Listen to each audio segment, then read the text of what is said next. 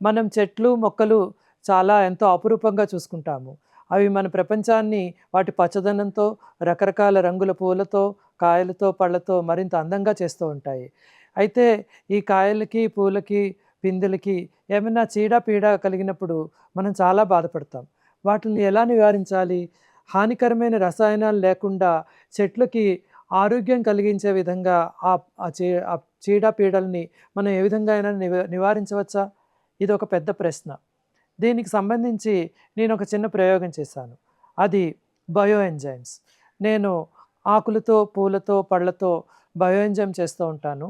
ఆ బయో ఎంజైమ్‌ని ఆహ్, ఒక చిన్న 1:20 అంటే 1 లీటర్ బయో ఎంజైమ్ తీసుకుంటే 20 లీటర్లు నీళ్ళని కలిపి ఒక ద్రావణాన్ని చేసి, ఆ ద్రావణాన్ని ఒక 10 గంటల సేపు అలా ఉంచాక, దాన్ని ఈ పిచికారీ చేసే ఇందులో పెట్టి, ఎక్కడైతే చీడ, పీడ పట్టాయో దానికి స్ప్రే చేస్తాను.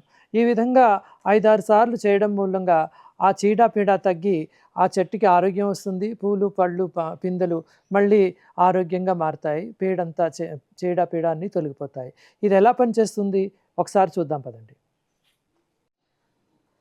ఇది హైదరాబాద్ నాగోల్లో ఉన్న మా ఇంట్లో ఉన్న పనస చెట్టు. దీనికి ఇంచుమించు 6 సంవత్సరాలుంటాయి. గత సంవత్సరం నుంచి ఇది కాయ కాస్తుంది.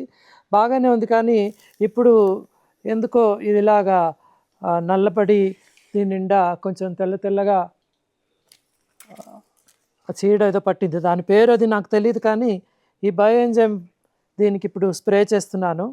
ఎక్కడైతే చీడ, పీడ పట్టిందనుకున్నానో ఆ తెల్లగా ఒక రకమైన బూజులా పట్టింది. తర్వాత కొన్ని పిందెలు నల్లగా మాడిపోయినట్టయ్యాయి. వాటి మీద ఈ బయో ఎంజైమ్ చల్లుతున్నాను. ఇది స్ప్రే చేస్తున్నాను. దీని ఫలితంగా ఈ పిందెలు, ఈ పూత అంతా కూడా పాడైపోకుండా ఉంటాయని ఆశిస్తున్నాను. మానవలోకానికి స్వాగతం, మానవలోకానికి స్వాగతం, మాలోకానికి స్వాగతం. కొంతకాలం కిందట మనము మా ఇంట్లో ఉన్న ఈ పనస చెట్టు గురించి చిన్న ఫిల్మ్ చేశాము. దాంట్లో భాగమే ఇప్పుడు కంటిన్యూ చేస్తున్నాను. అప్పుడు దీంట్లో ఈ పనస పిందెలు కాసే సమయంలో ఈ చెట్టుకి ఒక రకమైన తెగులు ఏదో పట్టుకున్నది. పిందెలన్నీ నల్లగా అయిపోయి, మాడిపోయి, రాలిపోవడం మొదలుపెట్టింది. అప్పుడు నేను బయో ఎంజైమ్ తయారు చేసి చాలా 4, 5 సార్లు వేశాను. ప్రతిరోజు వేసి, తర్వాత వారానికి 2 సార్లు వేసి, తర్వాత 10 రోజులకు ఒకసారి అలా బయో ఎంజైమ్ వేస్తూ ఉండడం మూలంగా ఆ తెగులు పోయింది. కానీ మంచి పూత తర్వాత వచ్చింది. పిందెలన్నీ పెద్దవయ్యాయి. ఇప్పుడు ఇదిగో చూస్తున్నారు కదా, ఇంత పెద్ద పనసకాయలు కాసాయి. నిజానికి ఇక్కడ 10 పనసకాయలు ఉన్నాయి. ఆల్రెడీ మేము కొన్ని కోసేసాము, చుట్టుపక్కలందరికీ పంపించాము. ఇప్పుడు తోటంతా కూడా పనసపళ్ళ వాసనతోటి గుమగుమలాడుతోంది.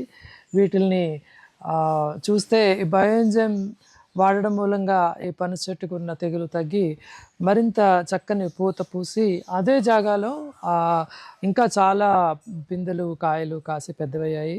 10 పనసకాయలు ఈ సంవత్సరం కాసాయి. చెప్పడానికి చాలా ఆనందంగా ఉంది. పనస చెట్టు అనగానే ఒక సామెత గుర్తొచ్చింది.